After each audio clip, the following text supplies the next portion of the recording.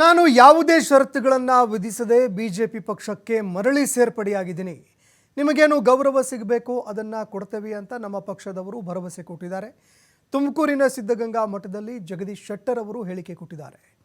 ಹಾಗಂತ ನನಗೆ ಕಾಂಗ್ರೆಸ್ ಸ್ಥಾನಮಾನ ಕೊಟ್ಟಿಲ್ಲ ಅಂತ ನಾನು ಹೇಳೋದಿಲ್ಲ. ನಾನು ನನ್ನ ಮನೆಗೆ ವಾಪಸ್ ಬಂದಿದ್ದೀನಿ ಅಷ್ಟೇ ಅಂತ ಮಾಜಿ ಸಿಎಂ ಹೇಳಿದ್ದಾರೆ. ನಾನು ಕಾಂಗ್ರೆಸ್ನವರನ್ನು ಟೀಕೆ ಮಾಡೋಕ್ಕೂ ಹೋಗೋದಿಲ್ಲ ಅಂತ ಸ್ಪಷ್ಟೀಕರಣ ಕೊಟ್ಟಿದ್ದಾರೆ. ಇನ್ನು ಲಕ್ಷ್ಮಣ್ ಸವದಿ ಬಿಜೆಪಿ ಪಕ್ಷಕ್ಕೆ ಸೇರ್ಪಡೆ ವಿಚಾರಕ್ಕೂ ಕೂಡ ಜಗದೀಶ್ ಶೆಟ್ಟರ್ ಪ್ರತಿಕ್ರಿಯೆ ಕೊಟ್ಟಿದ್ದಾರೆ.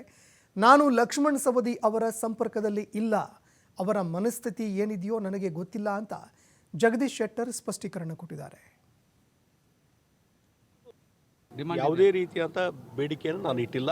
ಅನ್ಕಂಡೀಷನಲ್ ಜಾಯ್ನ್ ಆಗಿದ್ದೀನಿ. ನಿಮಗೇನು ಗೌರವ ಸಿಗಬೇಕು, ಸ್ಥಾನ ಸಿಗಬೇಕು, ಅದನ್ನು ನಾವು ಮಾಡ್ತೀವಿ ಅನ್ನೋಂಥದ್ದು ಭರವಸೆ ಕೊಟ್ಟಿದ್ದೀನಿ. ಕೂಡ ನಿಮಗೆ ಎಲ್ಲ ರೀತಿಯಾದಂಥ ಗೌರವಗಳನ್ನು ಕೊಟ್ಟಿದ್ರು. ನೀವು ನಾ ಇಲ್ಲಂತ ಹೇಳಿಲ್ಲ. ನಮ್ಮ ಮನೆ ವಾಪಸ್ ಬಂದಿದ್ದೀನಿ. ನಾವು ಕಾಂಗ್ರೆಸ್ ಅವ್ರಿಗೆ ಏನೂ ಬ್ಲೇಮ್ ಮಾಡಿಲ್ಲ, ಬ್ಲೇಮ್ ಮಾಡೋದು ಇಲ್ಲ. ಹೇಗಿತ್ತು ಸರ್ ಅಲ್ಲಿ ಎಕ್ಸ್ಪೀರಿಯನ್ಸ್ ಹೇಗಿತ್ತು? ಈಗ ಅದು ಮತ್ತೊಂದು ಸಲ ಕತೆ ಹೇಳ್ತೀನಲ್ಲ.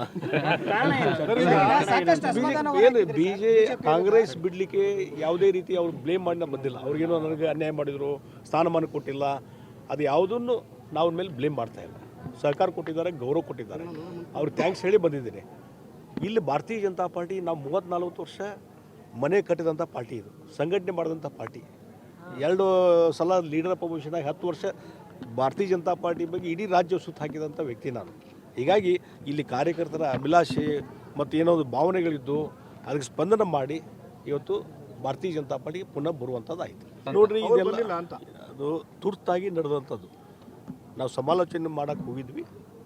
ರಾಷ್ಟ್ರೀಯ ನಾಯಕರು ತಕ್ಷಣವೇ ಸೇರ್ಪಡೆ ಆಗಂತ ಹೇಳಿದ್ರೆ ಸೇರ್ಪಡೆ ಆಗಿದೆ. ಸಮಾಧಾನ ಇದೆ. ಇವತ್ತು ಸ್ಟೇಟ್ಮೆಂಟ್ ಕೊಟ್ಟಿದ್ದಾರೆ. ನಿಮ್ಮ ಜೊತೆ ಸೌದಿಯವ್ರನ್ನ ವಾಪಸ್ ಕರೆಸ್ತೀರಾ ಅಂತ? ನಾನು ಅವ್ರ ಜೊತೆ ಸಂಪರ್ಕದಲ್ಲಿಲ್ಲ. ನೋಡು, ಅವ್ರ ಮನಸ್ಥಿತಿ ಏನಾದ್ರೆ ನನಗೆ ಗೊತ್ತಿಲ್ಲ. ನಾನು ಅವ್ರ ಜೊತೆ ಸಂಪರ್ಕ ಮಾಡಿಲ್ಲ. ಇಲ್ಲ, ನನಗೇನು ಅದು ಮಾಹಿತಿ ಇಲ್ಲ. ವಾಪಸ್ ಬಂದಿರೋ ಉದ್ದೇಶ ಏನು? ಅಲ್ರಿ, ನಾ ಈಗ ಅದನ್ನು ಹೇಳಿದಲ್ಲ, ಮತ್ತೆ ಇನ್ನು ಆಗಲೇ ಅದನ್ನು ರಿಪೀಟ್ ಮಾಡಲಿ. ಮತ್ತೆ ಅದಂಕರ್ ಇದ್ದೇ ಇದೆ. ನಾನು ದಿಲ್ಲಿಯಲ್ಲಿ ಹೇಳಿದ್ದೇನೆ, ಮೋದಿಜಿಯವರು ನಮ್ಮ ನಾಯಕರು ಈಗಾಗಲೇ 10 ವರ್ಷ ಪ್ರಧಾನಮಂತ್ರಿಯಾಗಿ ದೇಶವನ್ನು ಬಲಿಷ್ಠಗೊಳಿಸಿದ್ದಾರೆ ಮತ್ತು ಇನ್ನೊಂದು ಸಲ ಅವರು ಪ್ರಧಾನಮಂತ್ರಿ ಆಗಬೇಕು ಅನ್ನುವಂಥ ಒಂದು ಗುರಿ. ಆ ಹಿನ್ನೆಲೆಯಲ್ಲಿ ನಮ್ಮದು ಒಂದಷ್ಟು ಅಳಿಲಿ ಸೇವೆ ಮಾಡೋಣ ಅನ್ನುವಂಥ ಕಾರಣದ ಮೇಲೆ ನಾವು ಪುನರ್ ಅದು ಯಾರು ಹೇಳಿದ್ರು? ಯಾರೋ ನೋಡ್ರಿ, ಯಾರೋ ಒಂದು ಸಣ್ಣ ಪುಟ್ಟ ನಾಯಕರು ಹೇಳಿದ್ರೆ ದೊಡ್ಡದಾಗಿ ಮಾಡ್ತಾರೆ. ಕಾಂಗ್ರೆಸ್ ದೊಡ್ಡ ನಾಯಕರ ಹೇಳ್ತಾ ಇರೋದು. ಅವ್ರು ಯಾರು ಹೇಳ್ಯಾರಲ್ಲ, ಅವ್ರು ಯಾರು ಹೇಳ್ಯಾರ ನಂಗೆಲ್ಲ ಗುರ್ತೈತಿ. IT